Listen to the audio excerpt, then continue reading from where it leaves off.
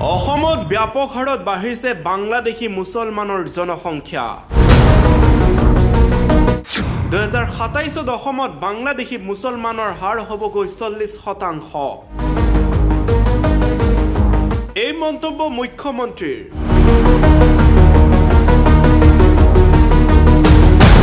মুখ্যমন্ত্ৰীৰ তাৎপৰ্যপূৰ্ণ মন্তব্য। অসমত খিলঞ্জীয়া মুছলমানৰ বিপৰীতে 2027 অসমত বাংলাদেশী মূলৰ মুছলমানৰ হাৰ হ'বগৈ 40%, যাক লৈ উদ্বিগ্নতা প্ৰকাশ কৰিছে মুখ্যমন্ত্ৰীয়ে।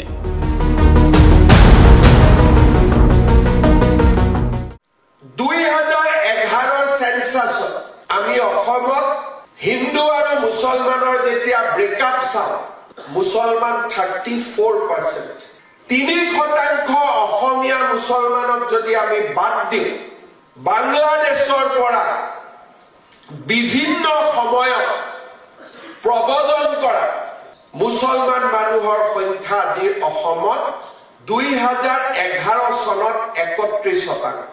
2021 সেন্সাস হোৱা নাই, প্ৰত্যেক সেন্সাসতে 4% ইনক্ৰিজ হয়। 2021 পৰা 25 হ'ল আৰু 5 বছৰ আৰু 2%। 2027 যেতিয়া সেন্সাসৰ প্ৰতিবেদন ওলাব, অসমত বাংলাদেশী মূলৰ মিয়া মুছলমানৰ সংখ্যা 40%ৰ আশে-পাশে হ'ব। বিজেপিৰ দিনত 1,45,327.07 বিঘা মাটি বাংলাদেশী মুছলমানৰ বেদখলৰ পৰা মুক্ত কৰা হৈছে।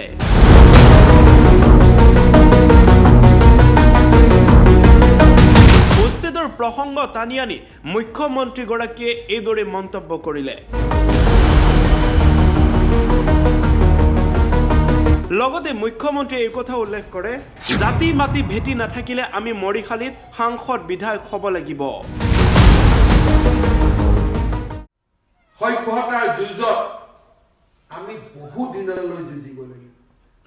মুখ্যমন্ত্ৰী কোন হ'ব, বিধায়ক কোন হ'ব, সাংসদ কোন হ'ব, এই প্ৰশ্নৰ কোনো উত্তৰে জাতিটোক জীয়াই নাৰাখে। মোৰ জীৱনকালতে 21%ৰ পৰা 40%লৈ বাংলাদেশী মুছলমানৰ সংখ্যা বৃদ্ধি দেখিলো।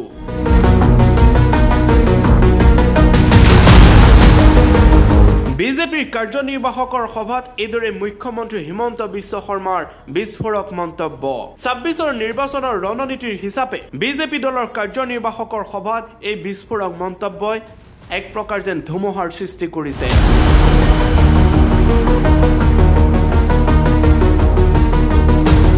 অসমত খিলঞ্জীয়া মুছলমানৰ যে অস্তিত্ব সংকটত, লগতে অসমত অসমীয়া তথা খিলঞ্জীয়া লোকৰ যে অস্তিত্ব সংকটত, সেই কথা যেন উল্লেখ কৰিবলৈ নাপাহৰিলে মুখ্যমন্ত্ৰীগৰাকীয়ে।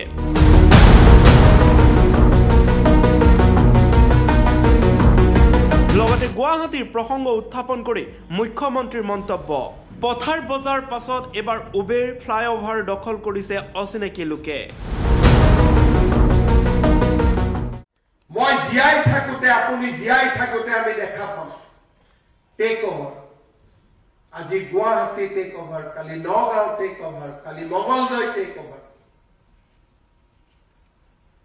এটাৰ পিছত এখনকৈ গাঁও ল'ব, এটাৰ পিছত এখনকৈ কেৱল সিমানেই নহয়, গুৱাহাটীলৈ আজি আত্মসহায়ক গোটে ব্যৱসায় কৰিবলৈ অহা নাই। সেইবাবে অসমত থকা বংগীয় মূলৰ মুছলমানে বেদখল কৰিছে গুৱাহাটী।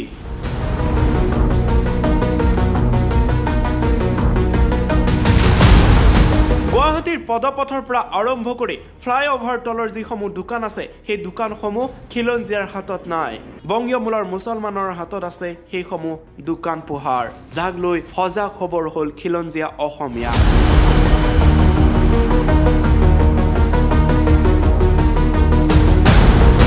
নিউজ ডেস্ক, গণ অধিকাৰ।